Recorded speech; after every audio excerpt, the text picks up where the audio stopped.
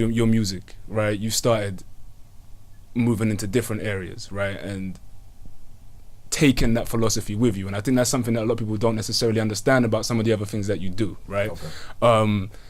And so, again, sort of around the time when not when we last met, the time when you were out here, when we first met, actually, you went back and you decided, you opened up and started moving back into the adult entertainment stuff that you're doing, right? So can you give some background to that? Because I know at the time, some people were kind of like, oh shit, there's this, you know what I mean? Like, there's Hasan Salaam, who's just been out here on stage, this Muslim, African-American, I don't really like using the labels, but conscious rapper, right, MC. And now there's this porn star brother, or whatever you want to call it, and how, and couldn't really rationalize those two things, right? And then when you came back and we spoke about it before, you opened my eyes to your attitude and your philosophy around it, right? So can you give some background to that? Absolutely. And so when I was kicked out of my mother's house when I was like 17 years old. And at the time I was, got my GED or whatever, but I was looking for work, wanted to go to school still. And coming from a family where my father used drugs, I couldn't be, like, nothing more than weed for me has ever been even really interesting. You know what I'm saying? So it's like selling that shit to somebody else's family, and when I look at that and think of it as one of the major things that ruined my family unit, couldn't do it. So I had a homegirl who was dancing in Philly at the time, and they wanted to put her in a magazine. And she was just like, yo, I know how you get down, come get in this magazine, make some money. And at the time, it was like, yeah, it sounds cool. I need the money. And it's like, at that time in my life, I was sleeping in like motels, if I could, people's couches, even once in a while, nowhere. You know what I mean? So it was just kind of like, I gotta do this. I'm with it. Let's make this money. Didn't get arrested. Didn't have to worry about getting shot at. Standing out on the corner all day. You know what I mean? Like, I was like, yo, fuck it. It became my hustle at the time. After a while, and that's before I ever put out any music. So by the time I first started putting out music, I was like primarily doing underground kind of stuff, like live shows, BDSM type stuff. And I was able to, I stopped for a while because I started working at the Urban League, and I was working with kids, and I just was like, not a good idea to do both at the same time, you know what I mean? And left for a while. Then what was it? Bush came in, and he was cutting all the programs. So all the programs I was working with got cut. And it was kind of like, I need to pay rent. I got to figure this out. So at the time, a homegirl, it's always these homegirls. Now, a friend of mine, she actually, she did like, she sold sex toys, and she was doing a party for her friend's birthday. And like, we need a dancer. So I'm like thinking they need a female dancer or whatever. They're like, no, we need a male dancer. So I was like, oh shit, I'll do it. It went really well.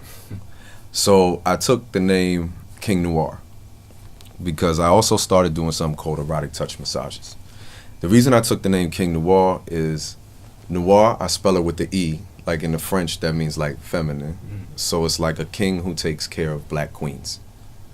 So that's what the whole name means. That's why like people be like, why do you have Noir? Well, the company was called Sensual Noir because my company was meant to be like a way for like men. We can go out, hit the strip club, whatever.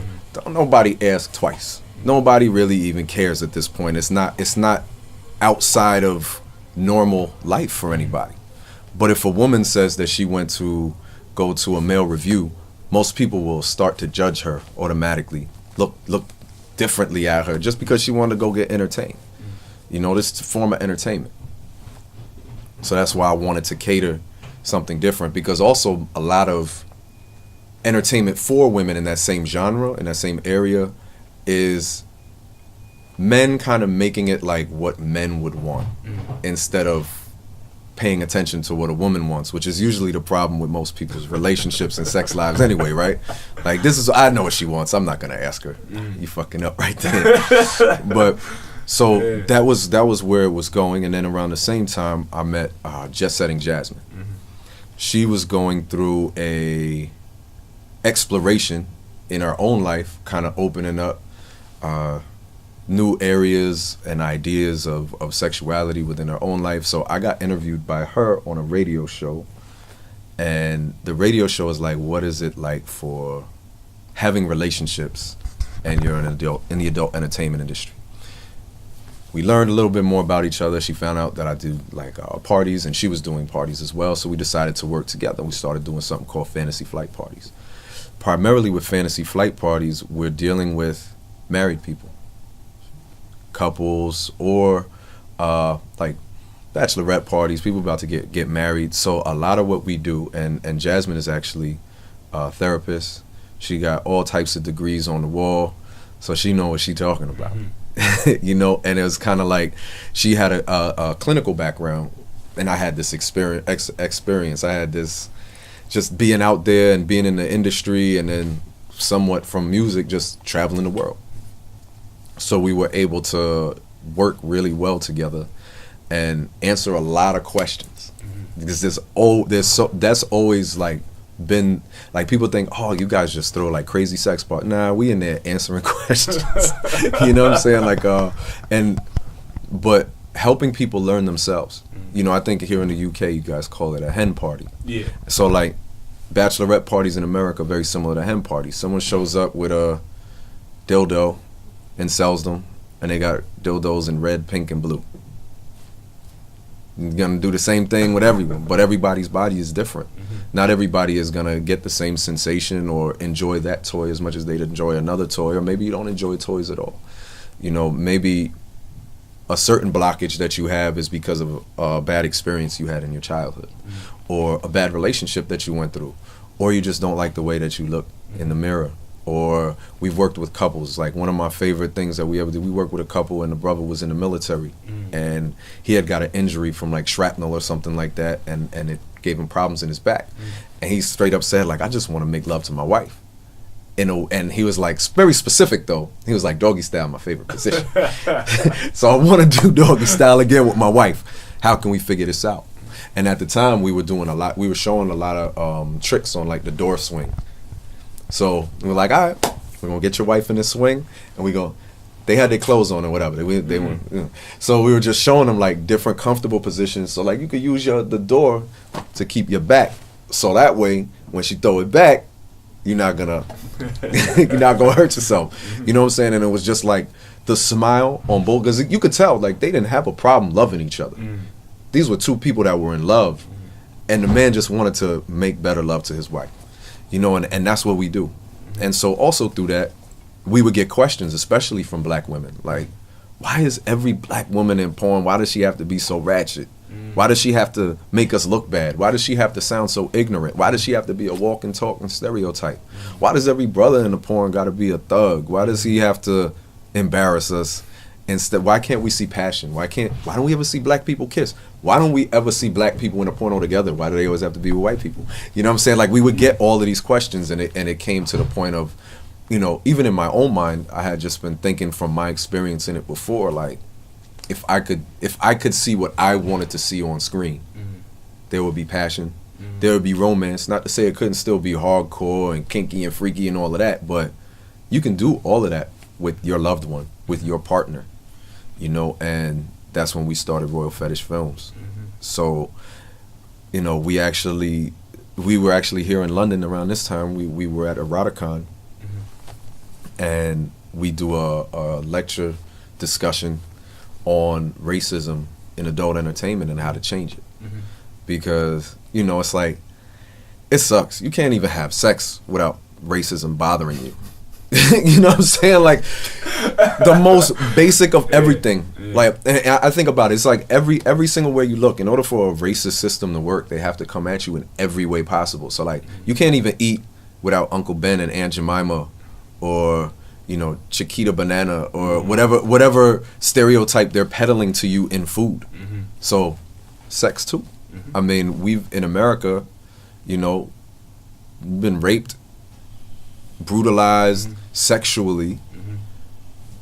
Black men have been castrated. Black women have had babies ripped out of their stomachs because a healthy sex life is a healthy life. And they don't want us to be healthy, so they're going to feed us the worst food.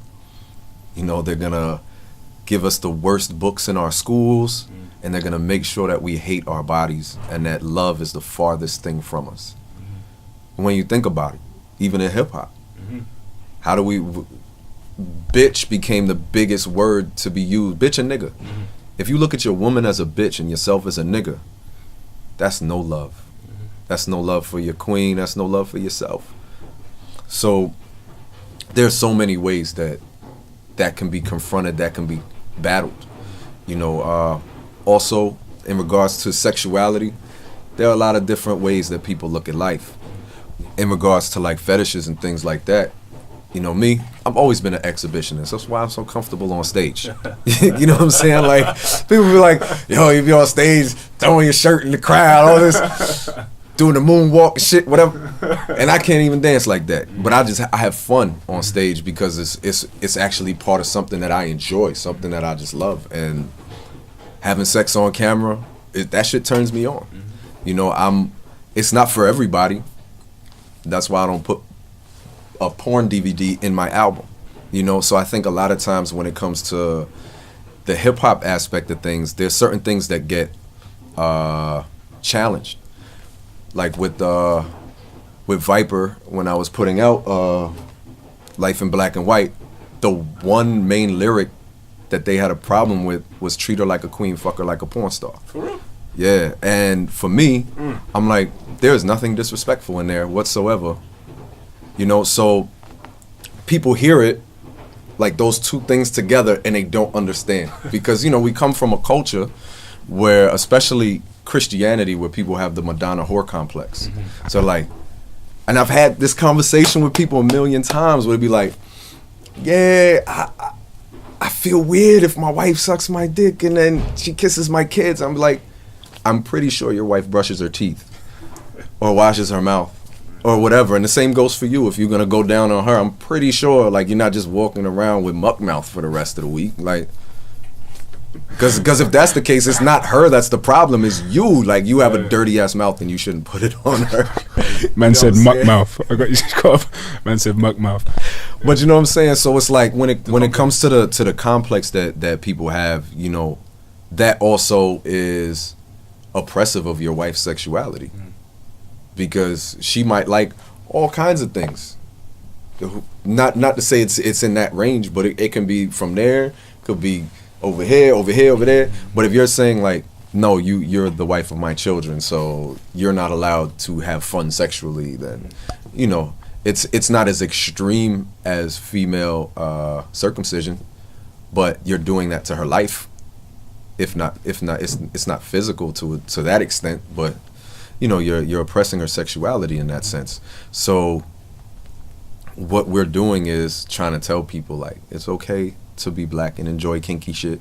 It's all right to have a fetish. It's all right to be in love. It's all right to be passionate, you know, and that's what we're trying to do through our company, to show that there is such thing as beautiful black love and in an erotic scene on film. Like, it's possible. Sex in general, we think about it as this separate thing, this dirty thing, this thing that should be over there, and I guess there's a history to that as well, and especially within our communities.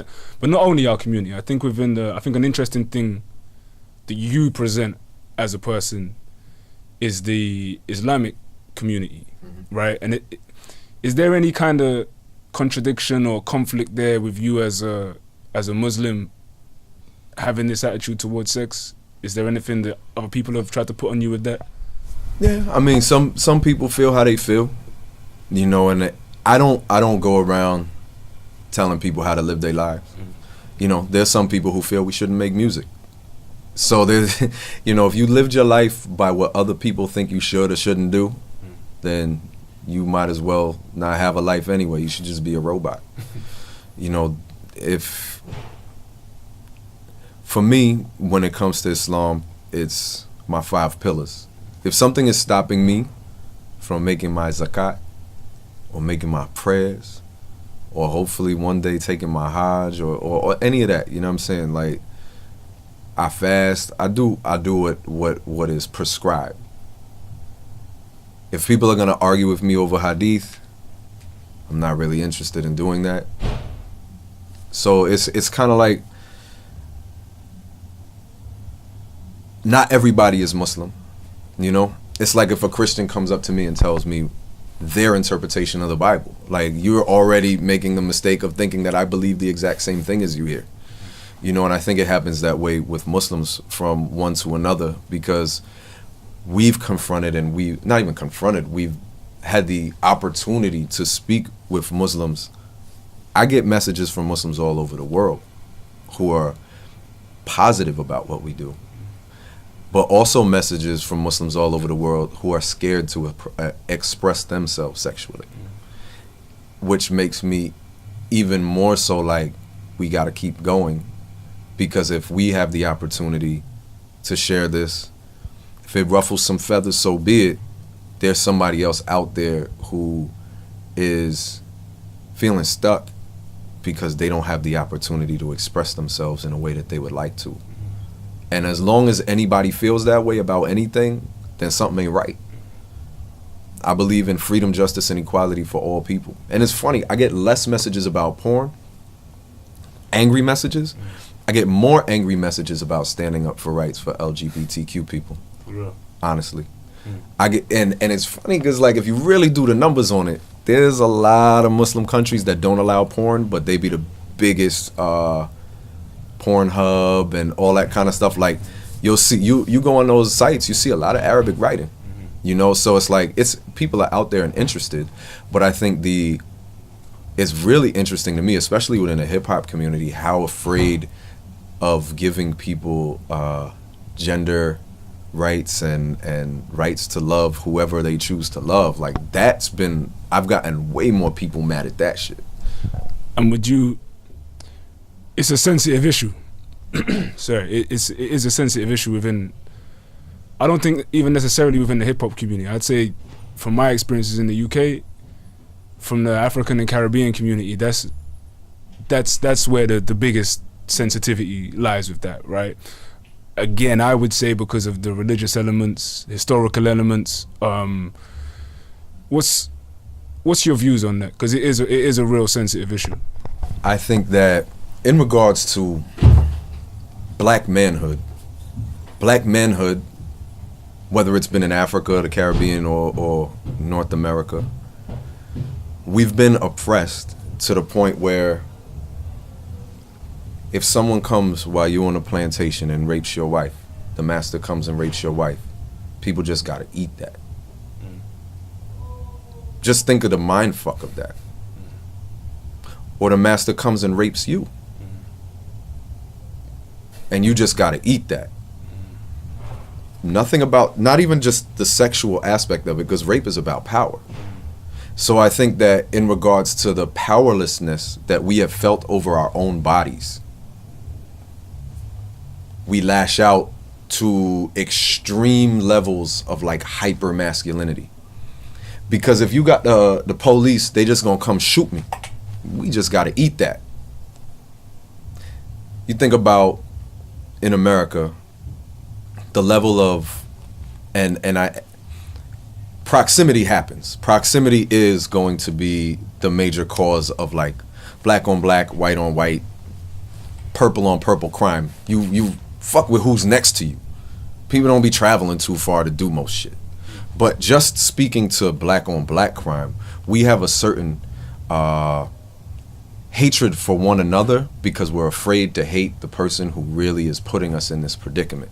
If you read Narrative of a Slave Life by Frederick Douglass, he talks about, he went to the market when he was a child. His master took him to the market, and slaves from other plantations were arguing about who had a better master, who lived on a bigger plantation, and who had, you know, like, my master's a doctor. The same way we'll fight in the UK over a postal code, or in back home in Jersey on some Bloods and Crips shit, and that ain't even starting New Jersey. Block to block, project to project, and we don't own none of it, right? So I think that hyper masculinity also then becomes, there's this perception that if you're gay, then you're weak. If a woman is a lesbian, then she's attempting to steal some of your strength. If a person is transgender, then they're just confused and rejecting either their manhood or their femininity. So I think that there's like this anger about that shit because it's just another place for misplaced anger. The same way black men attack black women all the time. Would this be something you think is only coming from black men? It doesn't come from black women? I think from my experience, I do see black women being more accepting of homosexuality. But there are definitely women out there who will look at, like, for example, they'll take homophobia from a different aspect. Like, let's say a dude wants to fuck her in the ass or something. They'll be like, that's gay. I'm like, okay, well then that would make head gay also, because both men and women have mouths. You know what I mean? Or you can't give me a hand job no more either, because I got hands too and shit. You know what I mean? It's like that, but it's like an extra thing, because then it also, maybe she just don't want to do it, she don't like it, so she know if she make it the most extreme thing that she ever could say to you, then you'll never ask for that shit again, right? But I do think black women are more accepting of, like, a gay man, for example, and as I was reading, somebody has said this point, because they experience a certain level of oppression that a black man won't get. You know, a woman of any color is oppressed for being a woman. So if you're black and a woman, then you're doubly oppressed, because at a lot of times, because of our hyper masculinity and all this other shit, you know, we treat a woman like a possession, tell her what she should or shouldn't do, and think that that's okay when it's not. Claudia Jones famously said, famous, you know, Pan-Africanist, communist, socialist, she triply oppressed. Poor as well is another aspect. And don't be a black woman who grew up poor, who's also a lesbian. Then you, that's like as oppressed as you can get out here. You know what I'm saying?